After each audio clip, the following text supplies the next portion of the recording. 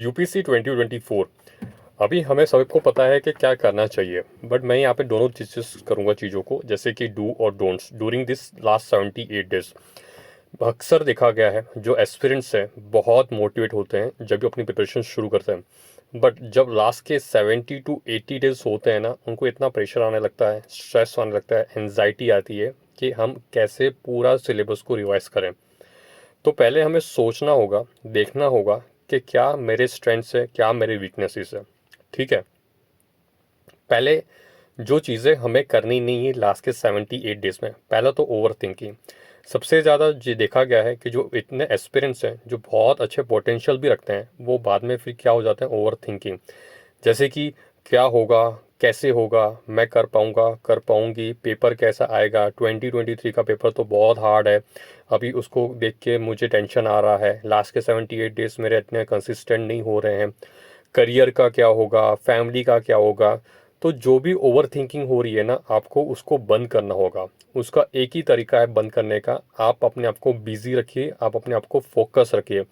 अगर आप अपने आप को फोकस करते हैं, अगर आप अपने अपने को बिजी रखते हैं, तो ओवर थिंकिंग बंद हो जाएगी, ट्रस्ट में। सेकंड है प्रोकास्टिनेट। देखिए, अभी ये टाइम नहीं है कि आज जो टास्क करना है तो मैं कल कर लूँगी, मैं मुझे आज काम आया है तो मैं कल कर लूँगा। ये जो टालने वाला जो एटीट्यूड है ना, वो अभी लास्ट के 78 डेज में तो बिल्कुल ये आदत छोड़ दीजिए। बिल्कुल छोड़ना ही आपको पड़ेगा। जो मैं डेली टारगेट्स दे रहा हूँ यूट्यूब पे, जैसे कि हमने पॉलिटी किया, ये हमारे वीक में इकोनॉमी किया, तो डेली 50 क्वेश्चंस करके आपको मुझे मैसेज करना ही होगा। अगर आप मैसेज नहीं कर रहे हैं, टेस्ट नहीं दे रहे हैं, सॉल्व नहीं कर रहे हैं, तो आपका ही इसमें ख़राब है। आप अपने आप को अंडर एस्टिमेट कर रहे हैं, क्या ओवर एस्टिमेट कर रहे हैं, ओवर कॉन्फिडेंस कर रहे हैं। तो आपको जब तक आपका जो नॉलेज है अप्लाई नहीं करेंगे, आपका पढ़ने का कोई फ़ायदा नहीं है। क्योंकि बुक्स सभी पढ़ रहे हैं, रिसोर्सेज भी सेम है, कोचिंग भी सेम है। फ़र्क इतना ही पड़ेगा, जिन्होंने अपनी नॉलेज का अप्लीकेशन करना सीख लिया, एमसीक्यू सॉल्व करना सीख लिया, अप्लाइड करना सीख लिया, वो ये रेस से आगे बढ़ेगा। तीसरा है रैंडम स्ट्रेटेजी। देखिए, अभी ये लास्ट का टाइम आएगा, बहुत सारे यूट्यूब पे वीडियोस आएंगे, ये स्ट्रेटेजी आएगी, वो स्ट्रेटेजी आएगी, टॉपर्स अपनी स्ट्रेटेजी देंगे, ये पढ़ लो, वो पढ़ लो। आपको अपनी स्ट्रेटेजी लेके चलना पड़ेगा एज पर योर स्ट्रेंथ। भाई, मेरा इतना स्ट्रेंथ है, मैं दिन में इतना ही पढ़ सकता हूँ, मैं इतना दिन में इतना ही पढ़ सकती हूँ। तो आपको अपनी स्ट्रेटेजी लेकर चलना पड़ेगा। सुनो सबकी पर करो खुद की, लास्ट में यही होना चाहिए। ठीक है, ना कि आप दिन में 10-10 15-15 वीडियो देख रहे हो, स्क्रॉलिंग कर रहे हो, रील्स को देखा जा रहा है, मोटिवेशन को देख रहे हो। आपको ये सोचना है कि भाई मैंने ये प्रिपरेशन शुरू क्यों की थी, बस वो चीज़ आपको अभी याद रखनी कि भाई why I started this UPSC preparation. आपको कोई भी मोटिवेशन लेने की ज़रूरत नहीं होगी।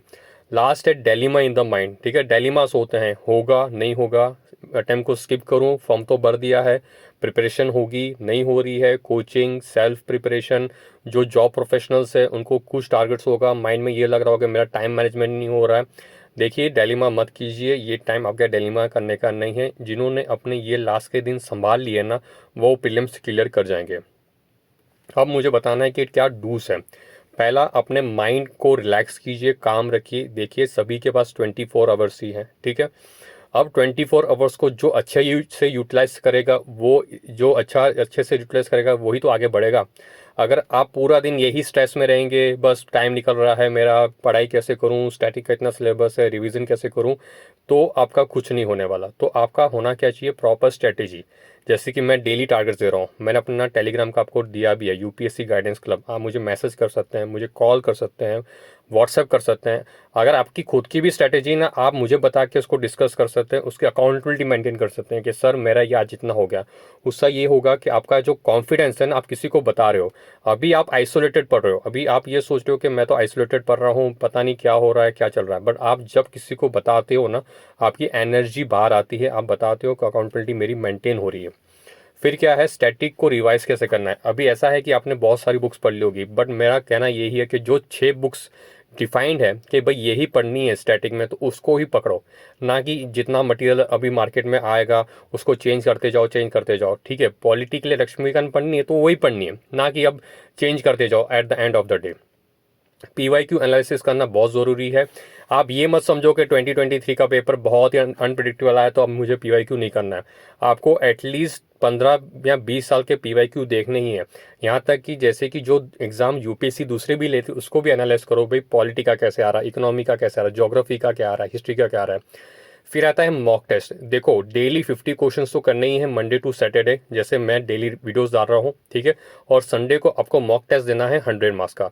मॉक टेस्ट देने के बाद आपको काम क्या है, आप मुझे मैसेज कीजिए, ठीक है भाई मेरे इतने राइट हुए, मेरे इतने रॉन्ग हुए, मैंने इतने अनअटेम्प्ट किए। फिर हम दोनों बैठ के ऑन कॉल डिस्कस करेंगे, भाई इतने रॉन्ग क्यों हो रहे हैं, इतना अनअटेम्प्ट क्यों नहीं कर रहे हो, ठीक है। तो मैं अपने आप से बहुत ज़्यादा एफर्ट लगा रहा हूँ कि आपको मोटिवेट करने की, भाई मॉक टेस्ट देना ज़रूरी है, ना कि बुक्स को जस्ट पढ़ते रहना पढ़ते रहना पढ़ते रहना। बुक्स को पढ़ते रहोगे, नॉलेज को अप्लाई नहीं करोगे, डायरेक्ट एग्जाम देने जाओगे ना, आपको ऐसा लगेगा पता नहीं मेरा क्या होगा, ठीक है। फिर लास्ट मेरा कहना ये है कि सब कर लोगे पर लास्ट में जो आपका पॉजिटिव थॉट्स है ना, आपको ये जर्नी में काम लगेगा। अपने आप को पॉजिटिव रखिए। भाई आपने सोचा है, कुछ पोटेंशियल है तो ही तो सोचा है ना, क्यों दूसरे नहीं सोच रहे, भाई मुझे UPSC प्रिपरेशन करनी है, आपने ही क्यों सोचा है, ठीक है। अगर आपने सोचा है तो आपके अंदर पोटेंशियल है, पोटेंशियल भी है, स्ट्रेंथ भी है। जस्ट करना क्या है, काम रहना है, रिलैक्स करना है। आपको जो डेली टारगेट्स दिए जा रहे हैं, आपकी अपनी जो स्ट्रेटेजी है, जस्ट उसको फॉलो कीजिए, ठीक है। अगर आपको लग रहा है कि जो मेरी स्ट्रेटेजी मुझे डाउट्स है, डायलेमा है, मुझे आप बेफिक्र मुझे कॉल कीजिए कि भाई मेरे ये डायलेमा है, डाउट्स है। मैं अपना 101% आपके साथ बैठ के बात करूंगा कि भाई आपके जो डायलेमास है उसको ख़त्म करें और आप अपनी जो स्ट्रेटेजी है उसको फॉलो करें। हमें कुछ नहीं करना, बस ये 78 डेज है ना, फोकस से पढ़ाई करनी है, ठीक है। इसमें कोई भी डीमोटिवेशन, स्ट्रेस, एंजाइटी को हटा के विद द पॉजिटिव एटीट्यूड आगे बढ़िए। सभी एस्पिरेंट्स मैं चाहता हूं कि एग्ज़ाम देने के बाद रिग्रेट नहीं फील करें कि भाई मैंने पढ़ाई कर ली होती तो मैं पास हो जाता। हमें बिल्कुल भी रिग्रेट नहीं करना है, ठीक है। Every day is important day. सुबह उठते हो, शेड्यूल तैयार होना चाहिए, भाई मुझे 6 से 8 ये पढ़ना है, मुझे 9 से 12 ये करना है, 12 से 3 मुझे ये करना है। आपका एक एक स्लॉट्स डिफाइन होना चाहिए। मेरे साथ जो एस्पिरेंट्स जुड़े हैं ना, मैं उनको एक एक 3-3 घंटे का स्लॉट देता हूँ, ठीक है। जैसे कि 4 स्लॉट दे रहा हूँ 12 घंटे के, तो वो मुझे मैसेज करते हैं हर 3-3 घंटे, सर इतना हो गया, सर इतना हो गया, इतना हो गया। उससे होता है क्या, इसमें एक पॉजिटिव एटीट्यूड आता है। जैसे कि आपने कर लिया टास्क, मुझे बताया, एक टास्क टिक हो गया, at the end of the day फिर उसका परफॉर्मेंस ट्रैक हो रहा है, ठीक है।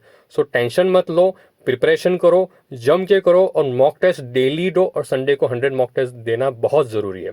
अगर फिर भी कोई भी डाउट्स है, बेझिझक ये नंबर मैंने दिया, आप मुझे कॉल कर सकते हैं, व्हाट्सअप कर सकते हैं, ठीक है। यहाँ पे सभी मेरे फ्रेंड्स है, ये मत सोचना कि मैं आपको जज करूंगा कि आपका प्रिपरेशन कौन से लेवल पे है। आप बेझिझक, जैसे कि 24 वाले भी, 25 वाले भी, ठीक है, बस फोकस से पढ़ाई करो। आपके पेरेंट्स ने आपके ऊपर बहुत उम्मीदें हैं, आपने अपना पोटेंशियल दिया है, टाइम दे रहे हैं। आपकी ये जो गोल्डन अपॉर्चुनिटी है करियर की, गोल्डन ईयर्स, उसको वेस्ट मत कीजिए।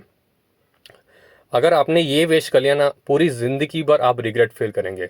सो प्लीज़ डिसिप्लिन नाउ और regret for ever. Thank you.